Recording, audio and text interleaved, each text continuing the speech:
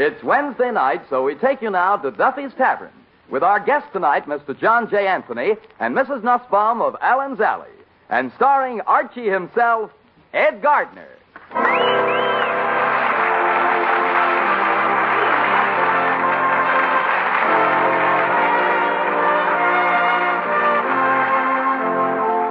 Duffy's Tavern is brought to you by Bristol Myers, makers of Ipana toothpaste and Truchet, the beforehand lotion. Two products it will pay you to remember. Ipana for the smile of beauty, Truchet for softer, lovelier hands. Ipana, Truchet.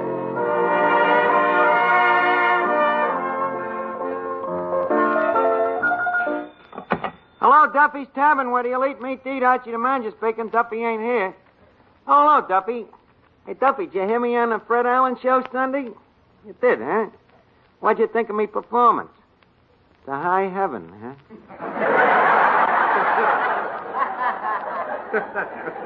Look, Duffy, with you, nothing is entertainment unless you can blow the suds off of it. By the way, I invited Mrs. Nussbaum to come down. Mrs. Nussbaum, the dame that says, no? What does it mean? It's Esperanto for was machst du? Yeah. And you know who else is coming? John J. Anthony from the radio. You know, Mr. Anthony, the expert on maritime relations. Yeah, he's the guy that tells husbands and wives how their marriage can be a success. Bluebeard had the best method, huh? Duffy, you're a little too skeptical. I'll call you back. Hey, Eddie. What is it, Mr. Archie? Did you hear me on the Fred Allen show Sunday? Yes, I did. Yeah, did you think I was funny? Yeah, funny? You know, when you told your first joke, I just rolled on the floor. Yeah, the first joke. What about the rest of them? I didn't hear them. By the time I stopped rolling, I found myself sitting in the movie. Well, you missed something, Eddie. I was really sensational. You was, huh? Yeah. See, I forgot to tell you. Just as you come on the air, a girl from that Hooper rating called up and said they was making a special survey. Is that so? A special survey just for me, huh? Yeah. They wanted to know what program I was switching to. Cut it out, Eddie. But what a racket that radio is, huh? Why can't I get a job like that Fred Allen instead of working in a crummy dump like this? Well, why don't you give your problem to Mr. Anthony when he gets you? Him? With them nasal nostrils of his, he'd like to be Fred Allen himself. What do I need him for? Believe me, I have given just as much good advice as he has, Eddie. Enumerate? Well, like to me friends Harry and Ethel, or as Mr. Anthony calls them, H and E, you know. From the day they got married, they argued and fought like cats and dogs, but thanks to the advice that I gave them, today they're both very happy. What happened? They're divorced. And then there's the case of George and Sylvia, G and C. Two people very much in love, but there was just one thing, you see. Harry says that they couldn't get married unless Ethel stopped running around with this other guy. Who fixed it up for them? Me. How'd you do that? I stopped running around with Ethel. However, Eddie, I find that in most of these cases, it's the woman that's at fault. Just a minute, Archie. You can't talk that way about us women. Us women? What do they do, make you an honorary member of the sex? Huh. Women are at fault. Look at poor Vera Fogarty. What happened to her shouldn't happen to a dog. But it did. But how did it happen this time? Well, the fella is about to get married to her, see? So the preacher says, if anyone knows why these two should not be married, let him now speak. So what happened? So the fella's wife has to go and open up a big mouth. Well, some wives is just narrow-minded that way. But look, Miss Duffy, save Vera's troubles until Mr. Anthony gets here, will you? Oh, she's been on Mr. Anthony's program, but she could hardly talk. Why? Oh, she kept crying and crying. All broken up, huh? No, she was just so happy to be on the radio. Well, anyway, she told Mr. Anthony her problem, and he said, I would like to see you after the program is over, my dear. Well, she's thrilled. What happened then? Nothing. All he did was give her a lot of good advice.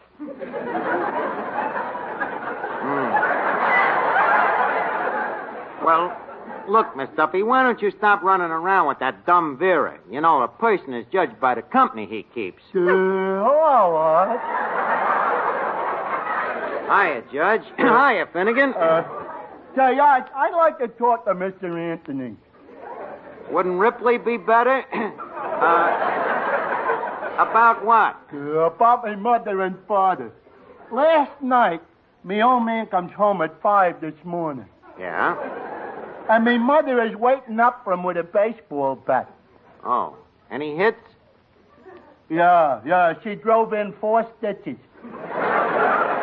And after watching them belting each other around, I think I should never get married. Especially to a dame. Well, I don't know. Marriage ain't so bad, Finnegan. It happens in the best of families. Oh, yeah? Oh, me father married me mother, and what did they get out of it?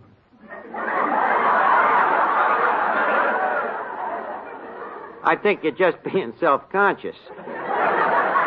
You should try marriage sometime. I couldn't even remember which finger the ring goes on. Well, it's simple. It's worn on the 3rd finger from the left, which, incidentally, in your case, is also the 4th finger from the right. Look, wouldn't you like to have a wife, Finnegan? Well, maybe if I could marry Betty Grable. Yeah, but what about Harry James? I'm afraid not. He ain't my type.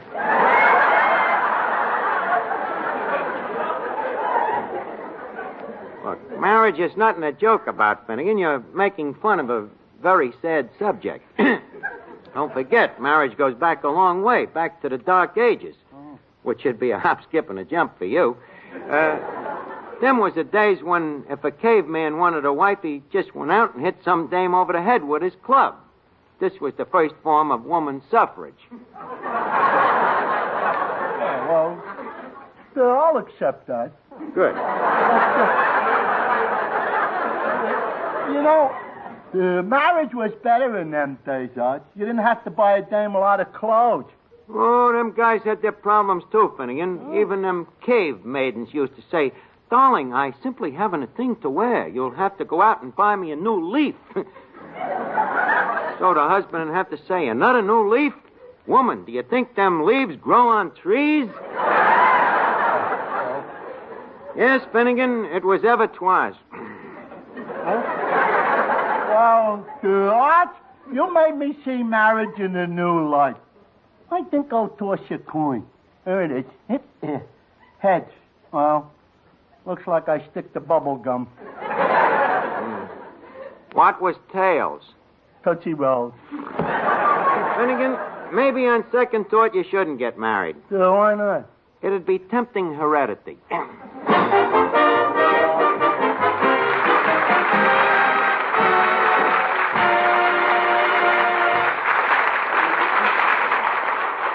Friends, listen. Here is something you should know. Here are some facts that may help you. Dentists prefer Ipana toothpaste 2-to-1 over any other dentifrice for their own personal use. Yes, friends, those are the facts found in a recent national survey. So why don't you two discover just what makes Ipana toothpaste so good for your teeth? See how Ipana can help your teeth, help your smile to a brightness and loveliness you never thought possible. You see, Ipana is designed not only to clean your teeth, but with gentle massage to aid in the health of your gums. And firm, healthy gums are so important to sound, brighter teeth, to that more sparkling smile. Ask your dentist, for that national survey showed that 7 out of 10 dentists recommend gum massage. So try Ipana and see the difference Ipana can make to your teeth. Ipana, for your smile of beauty.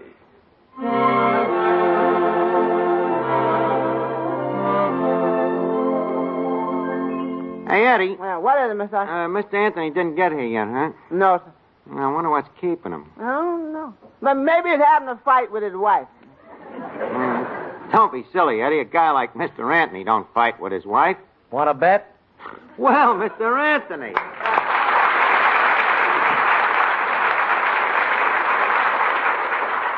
Well, sir, I'm sure glad you could drop down. thank you, Archie. Well, so this is Duffy's Tavern. Yep. What do you think of the joint? Well, how shall I say it? Well, how would you say it if you was on the air? On the air, they wouldn't let me say it. Hey, hey, that's pretty good. And from listening to you, I thought you was one of them stuffed shirt professor types. Really? Yeah, but you look like any of the other characters that come in here. Well, Archie, I thought you were going to be a tall, skinny jerk with big ears. Really? Yes? Well, now that we've crossed the ice, tell me, have you solved any good problems lately? No, not lately, Charlie. How come? Well, Call me Arch, why don't you? Let's be friendly. well, people don't seem to have too many problems these days. They're busy working, making money, having a good time, and... Well, cheer up. Maybe things will get tougher. You know what the Bluebird said about Maeterlinck? Okay, Archie. Huh? Oh, what is it, Miss Duffy? How about introducing me to Mr. Anthony? Well, okay, but it's a miserable way to treat a guest. John, this is Miss Duffy. She lives alone and looks it. Miss Duffy, this is Mr. Anthony. How do you do? Likewise, I'm sure. Say, I got a problem. And I suppose your problem is men? Is there any other kind? Look, will you please state your problem and blow? Well, look, Mr. Anthony, I've been going with a fella named Breckenbridge Hartzenfelder. Well, that is a problem. Yeah. So anyway, I say I've been going steady with him for 2 years. Yes? After 2 years, he went out the other day and married another girl. Well, what's the problem? Do you think he was just trying to make me jealous? Miss Duffy, my advice to you is to forget about this man. But he's so good-looking. Doesn't matter. But he's very rich. That's unimportant. I said he's very rich. And I said that's unimportant. Some advice. Miss Archie. What is it, Eddie? That lady over there, she says she'd like to talk to you. Oh, excuse me, Mr. Anthony. I wonder who it could be. No? Well, Mrs. Nussbaum.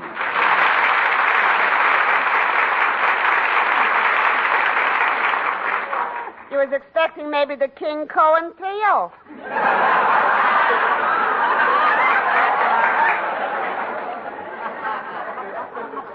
Say, is this a tough place? What do you mean?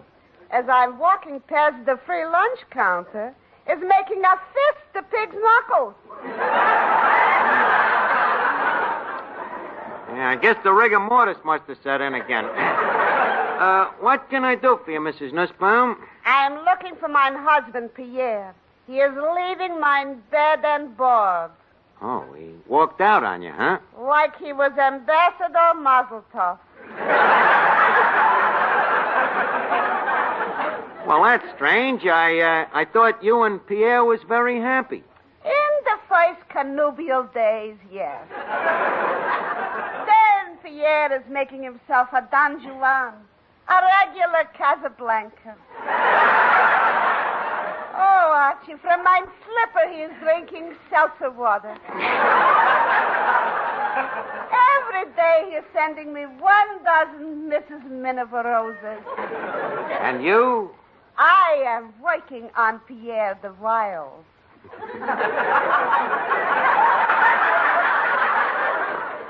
Handkerchiefs I am dropping. Eyelashes I am fluttering. And from the atomizer I am squirting on myself Prince Machiavelli.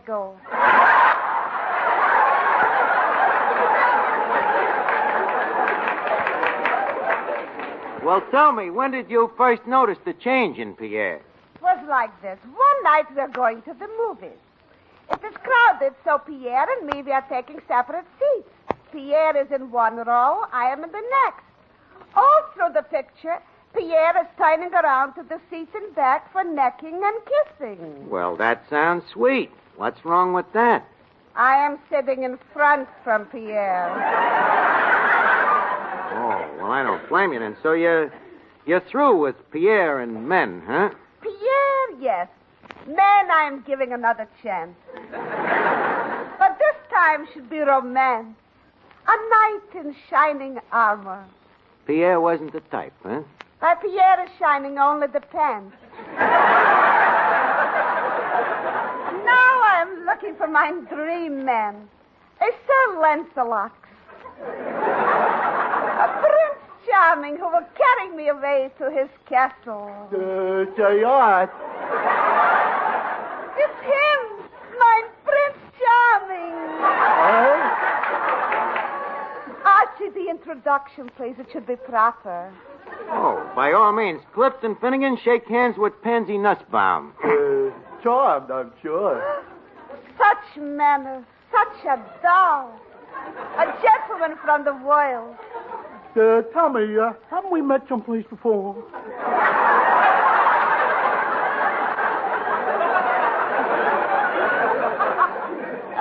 Monte Carlo? No. Palm Beach? No. Grossinger? No. Tri-Atlantic City. Atlantic City? No. Look, Finnegan, let me tell you something about this thing. Later, Roger, later. Finnegan, she wants to marry you. Well, okay. What? You mean... Exactly. The dame is out to groom you. Mr. Finnegan. Please, Words I am not bothering to miss. now, please. Come to me, darling. Now, take it easy. Hey, Arch, help me. Don't just stand there. Say something. Well, what do you want me to say? Sounds logical. Now, look, Mrs. Nussbaum, you can't marry Finnegan. He has already been spoken for. Uh-huh. And who is mine rival? The Smithsonian Institute. Archie, by me, this is no competition. I am still making Finnegan Pierre Nussbaum II. Hey, wait a minute, Arch. You've got to get me out of this. Okay, Finnegan, I'll take up the problem with Mr. Anthony.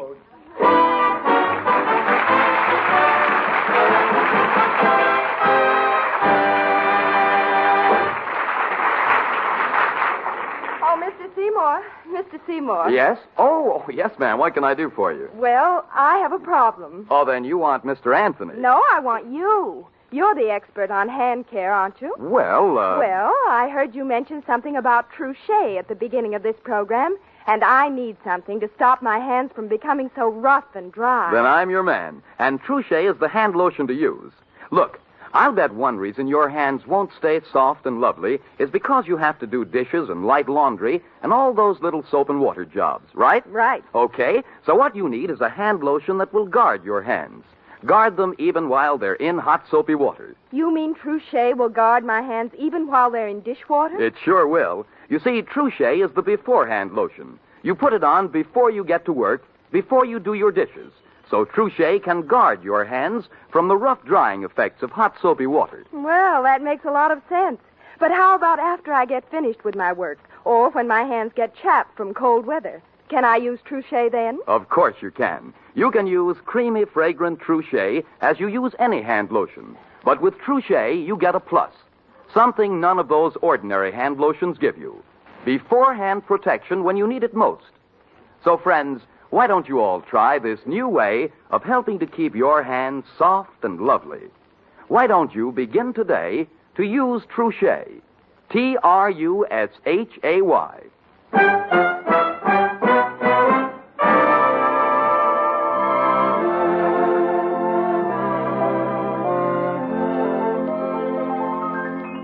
Now, look, Mr. Anthony, Finnegan is trying to get away from Mrs. Nussbaum, so please advise her to go back to her husband, will you? Okay, Archie, you can count on me. Good. But first we'll have to have a couple of test cases to warm you up. All right. What's the first case? The case of the lovesick waiter. Take it, Eddie. Now, will you state your problem, young man? Well, I'm in love with a gal named Sonia Jones. Yes? But a gal named Sonia Jones ain't in love with me. Well, I wouldn't worry about that, young man. The main thing in life is love. What a mind. What a mind. How does a guy think of them answers? Why, you're terrific, Mr. Anthony. Thank you, Archie. Eddie, have you talked with this young lady recently? No. Why don't you call her on the phone and talk to her? And then let me be the judge as to whether or not she loves you. Okay, that's good.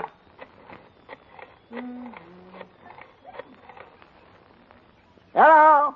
Is this my little honey pie? Oh, excuse me, bud.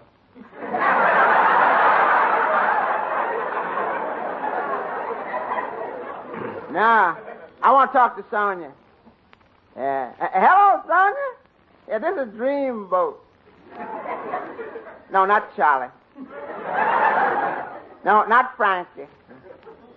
No, not Sam. No, not Joe. It's Eddie. No. Eddie Green. Huh? No, little Eddie Green. How you feel, Sonia? You got a cold, huh? What you taking for? Hot lemonade? Yeah, I can hear the ice tinkling in the glass. Say, Sonia, who was that answered the phone before? Your mother? Yeah, she got a kind of a deep voice for your mother, ain't she? Oh, she got a cold, too, huh?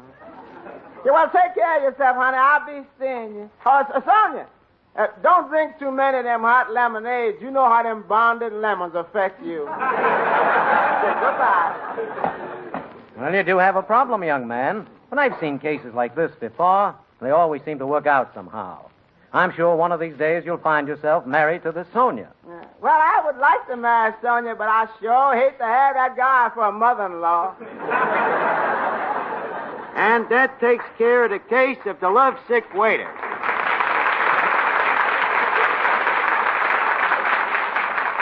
What is the next case, Archie? The next case is Miss Duffy. A problem within a problem.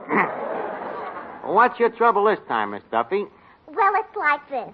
Every time I meet a man with brains, he doesn't have enough money to get married.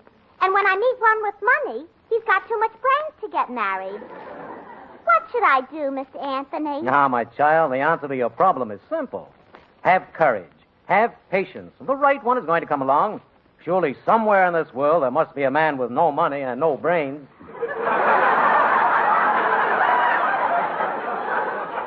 Now, the next case, the case of Mrs. Pierre N. Mrs. N., your problem, please. Well, Mr. A, for 7 years...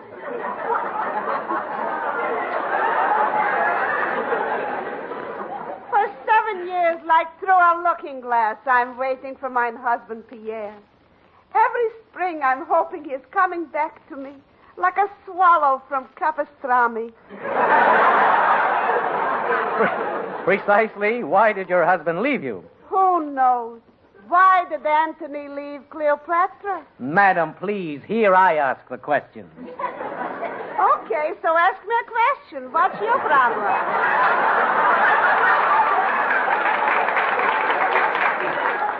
Madam, I'm merely trying to help you. You're a good man, Mr. Anthony. This is my problem. Today I'm finding my dream prince, Clifton Finnegan. A find. Well, Mrs. N., love sometimes strikes in the most unusual places. I think I'd like to speak to this Mr. Finnegan. I have the hideous corpus right here, Mr. Anthony. Where? There he is, right here. You better handle this one, Archie. Well, okay. Mr. Finnegan, are you ready? Archie? Now, what's your name? Clifton Finnegan. Where do you live? Third Avenue. When was you born? 1907. Do you drink? Never touch this stuff. Who's your favorite movie star? Bugs Bunny. When was you born?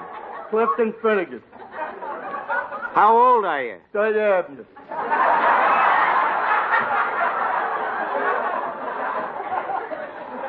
What's your mother's name? 1907.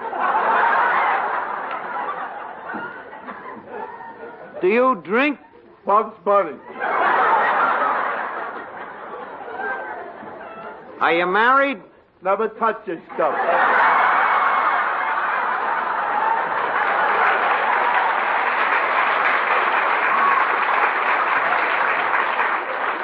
Mr. Anthony, I think you better take over. I don't think he understands the questions. He's slightly confused. Mr. Finnegan, are you confused? Of course not. Do you understand the questions? Naturally. All right, then tell me, what is your name? Bugs Bunny. Well, Mr. Anthony, I believe that gives you a clear-cut picture of the case. Have you reached a decision? I have. Mrs. N, Yes, Mr. A. my advice to you is to go back to your husband. Back to my husband. This is the best solution available. My...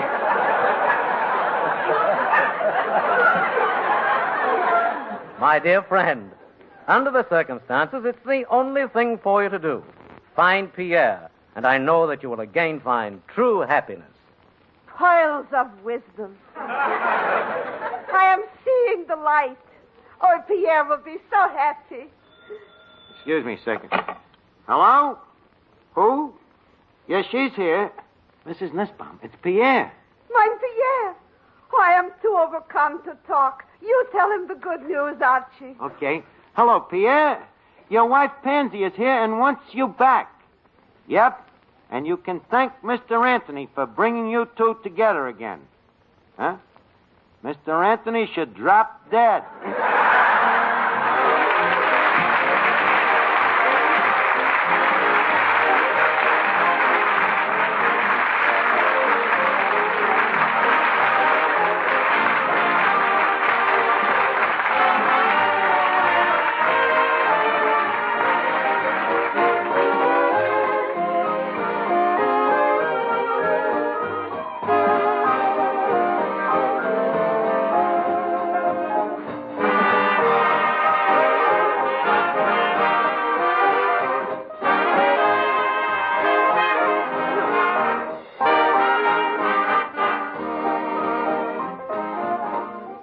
If you're suffering from a cold, listen. For here's a way to get real relief, fast relief from your cold discomforts. Just get Minute Rub, a really modern chest rub. And then rub Minute Rub on the throat, chest, and back. In a minute, Minute Rub's soothing menthol vapors begin to clear that stuffed-up feeling in your nose and throat. In a minute, Minute Rub starts to bring a feeling of warmth and relief to those tight, sore, aching muscles. And listen, here at last is a chest rub that's greaseless and stainless, disappears like vanishing cream, and can't stain clothes or bed linens. So get a tube of Minute Rub and get relief from that annoying cold misery the modern way, the greaseless, stainless Minute Rub way.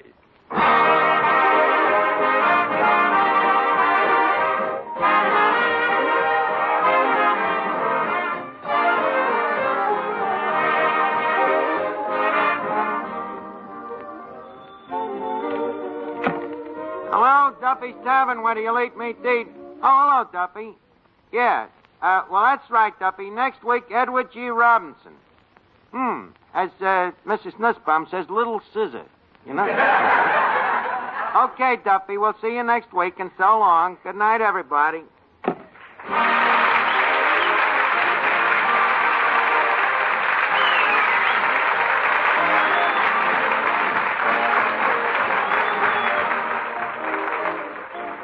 It's time now to leave Duffy's Tavern for this evening, but let's meet here again at this same time next Wednesday when our guest will be Edward G. Robinson. Until next Wednesday, then, this is Dan Seymour reminding you that for a more sparkling smile, remember Ipana toothpaste. And for softer, lovelier hands, remember Truchet, the beforehand lotion. Bristol Myers bring you the Alan Young Show on Friday night, and Mr. District Attorney, which follows immediately over most of these same stations.